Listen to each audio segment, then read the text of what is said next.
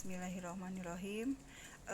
Anak-anakku sekalian, marilah kita mulai pelajaran yang kedua atau bab kedua, yaitu poster, iklan, dan slogan. Yang pertama adalah poster. Poster merupakan lembaran pengumuman atau iklan yang dipasang di tempat umum yang biasanya disertai gambar. Menurut Kamus Besar Bahasa Indonesia, poster merupakan plakat yang dipasang di tempat umum berupa pengumuman atau iklan dengan dan tulisan gambar yang mencolok. Pemasangan poster dapat dilakukan seperti di terminal, stasiun, pasar, rumah sakit, atau tembok, dipasang di pinggir-pinggir jalan. Kemudian,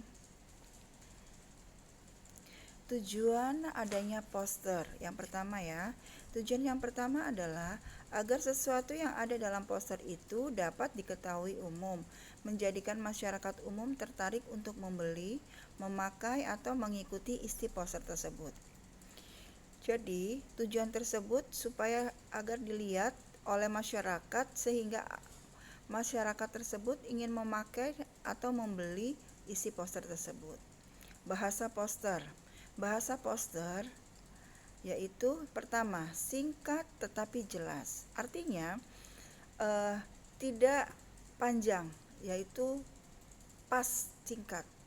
Yang kedua, mudah dimengerti dan dipahami. Yang ketiga, menarik perhatian pembaca, membuat penasaran masyarakat. Yang keempat, menggunakan tulisan yang mudah diingat. Kemudian, prinsip penyusunan poster. Ada beberapa prinsip dalam menyusun poster. Prinsip yang pertama, kalimat dan gambar yang dipilih sesuai dengan tujuan penulisan poster. Yang kedua, kalimat poster bersifat mempengaruhi sehingga harus menggunakan kata yang menarik. Yang ketiga, kata-kata yang digunakan singkat dan padat agar orang-orang lebih mudah mengingat dan mudah memahaminya dalam waktu yang singkat. Keempat, dilengkapi dengan gambar-gambar agar dapat diketahui halayak dengan cepat dan menarik. Gambar akan mendukung kalimat poster sehingga tidak perlu kalimat yang banyak, gambar sudah mewakili poster.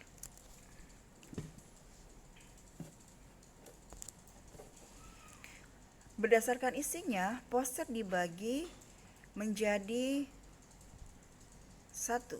Poster niaga. Kedua, poster kegiatan. Yang ketiga, poster penerangan atau pendidikan. Yang keempat, poster hiburan. Ya, kita mulai poster niaga untuk mendefinisikan dari poster niaga. Poster niaga bersifat menarik pembaca untuk membeli atau menggunakan suatu barang atau jasa. Contoh, poster niaga seperti ini ya, kalian lihat, cintailah produksi Indonesia. Ya, sehingga lebih lihat dari gambar. Yang kedua adalah poster kegiatan. Poster kegiatan bertujuan untuk memberitahukan adanya suatu kegiatan dan mengajak pembaca mengikuti atau berpartisipasi dalam megaton tersebut. Contoh, ya, kegiatan hadirilah pengajian akbar bersama A'agim Minggu 2 April 2006 pukul 7 sampai 11 di Masjid At-Tarbiyah Depok. Yang ketiga adalah poster penerangan atau pendidikan bersifat mempengaruhi pembaca untuk melakukan atau tidak melakukan suatu perilaku tertentu. Contoh, kalian lihat, buanglah sampah pada tempatnya. Yang keempat adalah poster hiburan. Poster hiburan berisi pemberitahuan adanya sesuatu hal yang bersifat hiburan. Contoh, ikutilah pentas seni SMP Negeri 11 Depok Senin 11 Mei 2006. Slogan. Ya, tadi kita sudah berbicara poster. Yang kedua adalah slogan. Slogan adalah perkataan atau kalimat yang menarik atau mencolok dan mudah diingat untuk menjelaskan tujuan suatu ideologi, golongan, organisasi, partai politik, dan sebagainya. Slogan bersifat untuk membangkitkan semangat suatu prinsip hidup. Contoh kalimat slogan, ya. Kalimat slogan mempunyai sifat atau ciri singkat tetapi penuh makna. Contoh, pemuda sehat, negara kuat. Sekali merdeka, tetap merdeka. Jagalah sehatmu sebelum sakitmu. Bersatu kita teguh, bercerai kita runtuh. Kelas bersih, hati jernih. Ya, iklan. Iklan, ya, kita beralih ke iklan. Iklan merupakan bentuk komunikasi yang digunakan untuk menyampaikan informasi secara menarik. Tujuannya untuk mempengaruhi halayak. Sasarannya masyarakat luas yang jumlahnya tidak dapat ditentukan oleh tinggalnya berpencar-pencar. Digunakan untuk menyampaikan gagasan, produk, atau jasa. Iklan ditinjau dari isinya. Suatu iklan seharusnya objektif dan jujur. Yang kedua, menarik. Yang ketiga, singkat dan jelas. Yang keempat, tidak bertentangan dengan sara. Dari segi bahasa, iklan harus 1. Mudah dipahami. Kedua, mudah diingat. Ketiga, persuasif. Keempat, menimbulkan kepenasaran masyarakat luas. Oke, ciri-ciri iklan. Yang pertama adalah informatif. Yang kedua, komunikatif. Yang ketiga, bahasa singkat dan padat. Yang keempat, menarik. Macam-macam iklan. Yang pertama, iklan penawaran. Yang kedua, iklan pengumuman. Yang ketiga, iklan reklame. Kita bahas satu-satu ya. Yang pertama dulu yaitu iklan penawaran. Iklan penawaran disusun dengan menggunakan kata-kata pilihan yang berkonotasi baik, memikat, dan sugestif. Berkonotasi baik itu adalah bermakna baik, memikat, dan sugestif.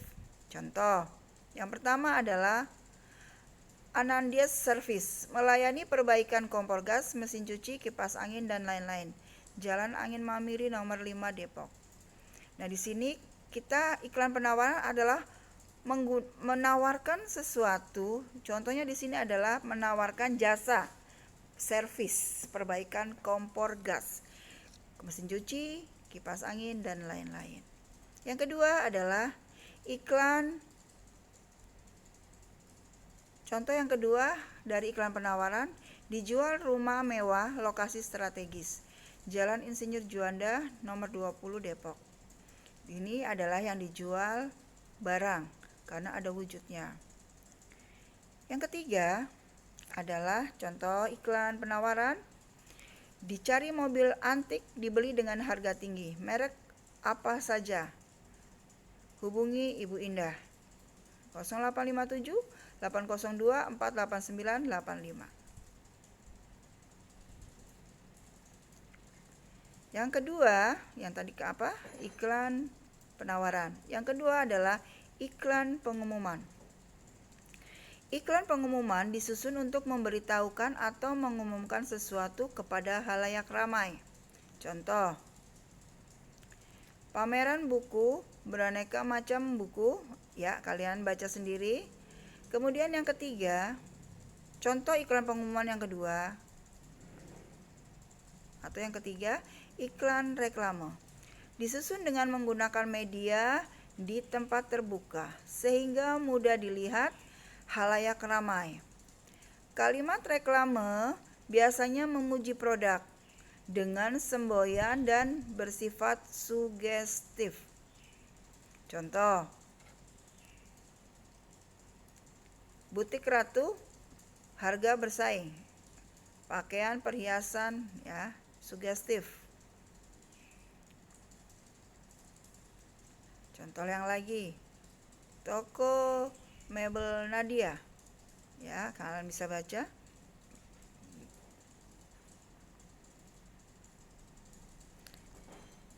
Oke, itu dulu dari Ibu. Ada yang perlu ditanyakan?